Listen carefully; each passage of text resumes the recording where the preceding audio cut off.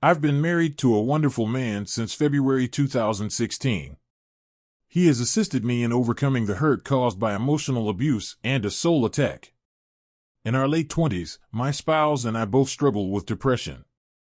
Our mental health issues have contributed to some of the difficult periods we've had in our marriage. I've been taking him for granted, and I now see that before the events of the last month, I needed to work on both my marriage and myself. My school friend, with whom I had an affair, is someone I've known since I was 11 years old. We shared the same set of friends, and he was a year ahead of me in school. We never went on a date, and we lost contact when I transferred schools following high school. He reappeared in my life after about a year, and it seemed that this was a trend. After we talked and occasionally went for drives, he left for university and vanished once more. All this time, we stayed friends on social media. Then, in my third year of college, I received a diagnosis of anxiety and was given medicine. I eventually got in touch with him since I always thought I was responsible for his sporadic disappearances. He became the guy I would call in the wee hours of the morning when I was having trouble during my third year. As we became closer, he made the offer to pay me a visit, which I gladly accepted because he said he was single and I was alone. We ended up sleeping in the same bed when he came to stay with me. He saw me naked and doing soulful things, but I was so uncomfortable that I kept saying no, until when it came to kissing. However, I was naive and impressionable at the time, and he won me over with his poignant tale of his ex-girlfriend undergoing a pregnancy termination. We never had sex because I was firm. The following day, he departed and informed me that he would not be able to get in touch with me since he was going on a 7-week work trip. And I, naive, fell for it. When he finally got back to me after about 3 months, I lost it, texted him, and warned him not to ever get in touch with me again. Looking back, I can say that, at the age of 22, I was exceedingly naive. I was a university student. I had very low standards for both myself and other people, and I lacked self-respect. Though I've come a long distance since then, my best description of myself at the time was naive. I really had no idea that this guy had a girlfriend at the time. Maybe I was just willing to forget certain things. He even made it clear to me that he was unmarried. To be clear, this was in 2014.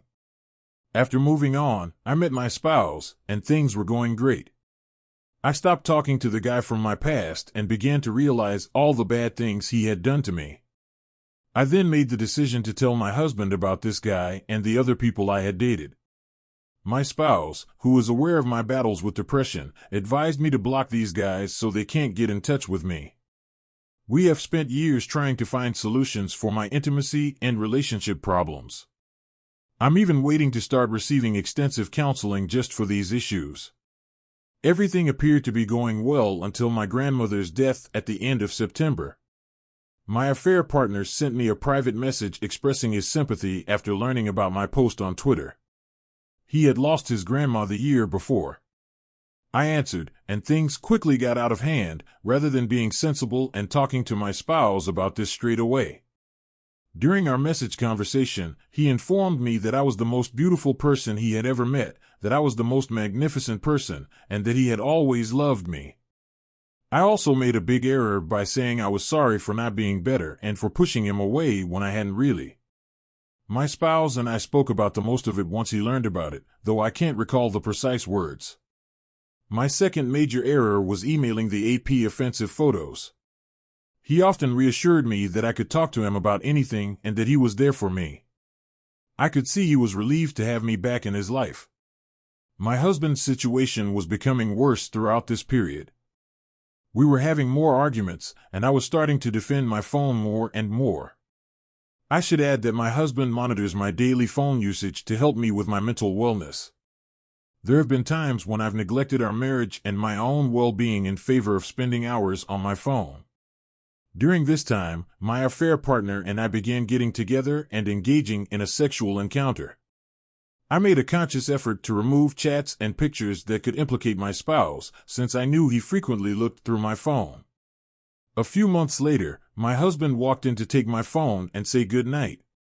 He asked, "Who's this?" right away. At that point, everything fell apart, and I was apprehended. I was pleased to have this person back in my life and was taking advantage of the attention when I got caught. I chose not to tell my husband as a result. I explained to him that our relationship was purely emotional and that there was nothing physical revealed in our text exchange, so he didn't know how deep our physical relationship went.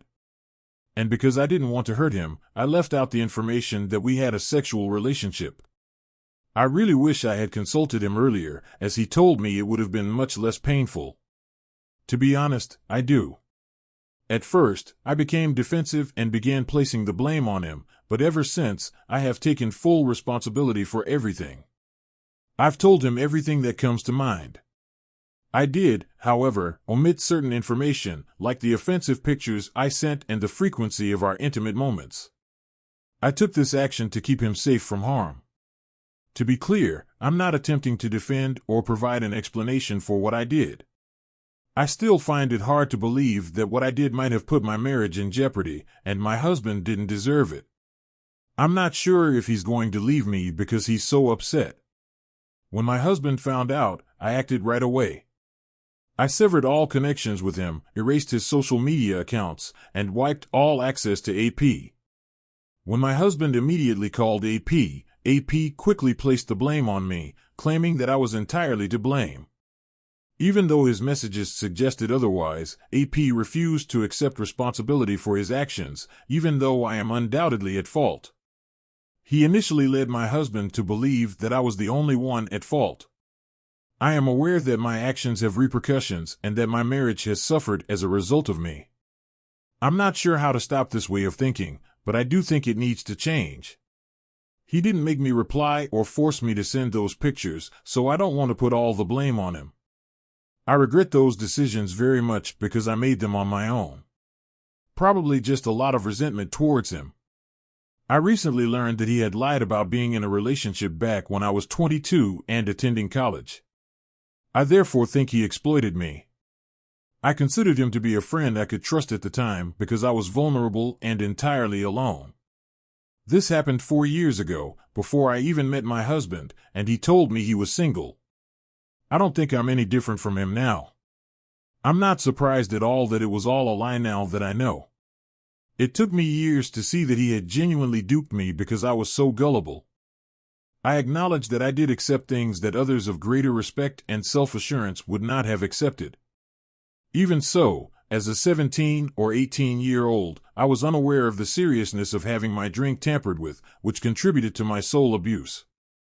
Yes, I am upset with myself for allowing myself to be taken advantage of and placed in risky situations that continue to harm me and negatively affect my marriage. Regarding the second occasion I shared a bed with him, I was wed to my spouse. You're right, I am the only one accountable, but that was not stated in the vows at all. And the fact that I gave in to that and gave him the chance sickens me. It would have been appropriate for me to disclose sooner that my partner in the affair lives with a girlfriend. My partner in the affair went to considerable measures to conceal everything. He went a step further and blocked both my husband and me on social media by stealing his girlfriend's phone. The poor girl knew nothing at all about any of this, and if my husband hadn't acted, she might not even now know. My spouse got in touch with my lover and informed him that he knew who his partner was and that he had to tell her about it by the following day because she was entitled to know. My partner in the affair attempted to handle things on his own terms, but my husband basically made him tell his partner what was going on, which was devastating. She thanked my husband, who also acknowledged that he had stolen her phone, for getting my affair partner to tell her. At this point, I discovered something that has only fueled my rage. My affair partner had been seeing this girl for 6 years at this point. Yes, he wasn't single when he came to see me. It still amazes me that after all these years, this guy still mistreated me. Is it acceptable for me to be upset and furious about this? My husband and I are deeply in love, and I will always feel regret for my actions. He feels like I've betrayed him, so it feels like our marriage is in jeopardy right now. Nevertheless, we continue to share the same home, so I'm holding out hope that we can resolve this. I'm determined to better myself and take care of my mental well-being. Every day is difficult because although he can be loving and affectionate at times, he also has emotional breakdowns. We've discussed going to marriage counseling, but he's not sure if that will enable us to mend the trust he once had in me. I'm afraid he'll realize he can't get over this, and I feel terrible about what I've done to him. In addition, I have a deep sense of self-loathing and continually hold myself responsible for my actions. He's afraid I'll turn back to my old ways, which is why I find myself snapping at him even though there shouldn't have been a reason to be upset with him. He said the other day that he thought there was more to the story than I was giving it to him, and it infuriated me.